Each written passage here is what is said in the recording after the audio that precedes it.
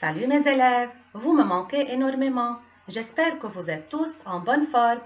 Durant cette période de confinement, vous restez sûrement à la maison avec vos parents, vos frères et vos sœurs, loin de vos amis, pour éviter les dangers du virus corona. Mais cela ne vous a pas certainement empêché d'appeler vos amis, de prendre de leurs nouvelles et même de leur envoyer des messages d'amitié. Pour cela, je vais lire avec vous un poème intitulé La rose de l'amitié, tout en accueillant joyeusement la belle saison verdoyante du printemps. Bonne lecture et bonne écoute. Je vais commencer à vous lire le poème pour une première fois. Je commence par le titre, La rose de l'amitié. Un jour, en pleine nature, enfoui sous la verdure, un bourgeon m'a souri. Le regard ému et attendri, je l'ai délicatement cueilli. Soudain, il s'est épanoui, transformé en rose de l'amitié, au grand cœur passionné, aux tendres pétales colorés, au doux parfum printanier. Cette belle et sensible fleur sème l'odeur du bonheur. Ce poème est écrit par la poète Katia Hassen. Je vais maintenant relire le poème en l'expliquant. Faites bien attention pour répondre aux questions posées. La rose de l'amitié. Un jour, en pleine nature, enfoui sous la verdure, un bourgeon m'a souri, le regard ému et attendri. Qui sait qu'est-ce qu'un bourgeon de fleurs? Un bourgeon de fleurs, c'est le bouton qui se trouve sur la tige d'une plante. Ce bourgeon s'ouvre au printemps pour devenir une fleur. Où ce bourgeon se cache-t-il?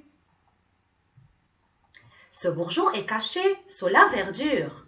On désigne par la verdure les plantes, les arbres et les herbes vertes. Dans le troisième vers du poème, la poète a dit que le bourgeon lui a souri. On remarque alors qu'elle a introduit de la magie dans son poème. Le bourgeon lui a souri. Cela veut dire que ce bourgeon est triste ou content. Ce bourgeon est sûrement content. C'est la belle saison ensoleillée du printemps et tous les bourgeons sont heureux. Ils attendent avec impatience de s'ouvrir pour se transformer en fleurs. Je continue la lecture du poème.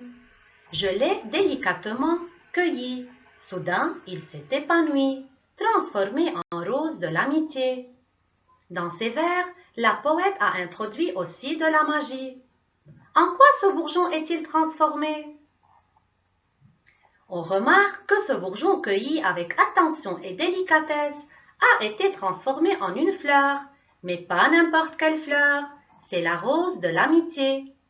D'habitude, les bourgeons détachés de leur tige meurent et ne peuvent plus s'épanouir et s'ouvrir pour donner naissance à de nouvelles fleurs.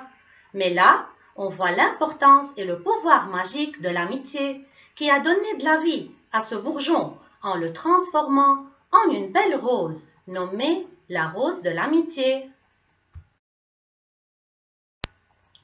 Je continue la lecture et l'explication de la poésie. Au grand cœur passionné, aux tendres pétales colorés, au doux parfum printanier, cette belle et sensible fleur sème l'odeur du bonheur. Dans cette dernière partie du poème, on décrit la rose de l'amitié. Cette rose a un cœur passionné et des pétales colorés, tendres et douces. Aussi, elle dégage un doux parfum printanier. C'est le parfum du printemps et elle sème l'odeur du bonheur et de la joie. Qui sait que symbolise la rose? En effet, la rose est le symbole de l'amour et de l'amitié. En poussant, elle répand la joie, la bonté et la tendresse dans nos cœurs. On l'offre souvent à nos amis, nos cousins, nos parents et à tous ceux qu'on aime. Vive l'amitié!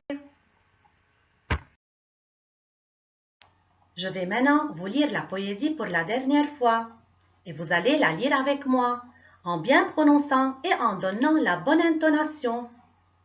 La rose de l'amitié. Un jour, en pleine nature, enfoui sous la verdure, un bourgeon m'a souri, le regard ému et attendri. Je l'ai délicatement cueilli. Soudain, il s'est épanoui, transformé en rose de l'amitié, au grand cœur passionné, aux tendres pétales colorés, au doux parfum printanier. Cette belle et sensible fleur sème l'odeur du bonheur. J'espère que vous avez aimé ce poème, chers élèves. Vous pouvez certainement le mémoriser et le dédier à vos amis préférés. Merci et à bientôt.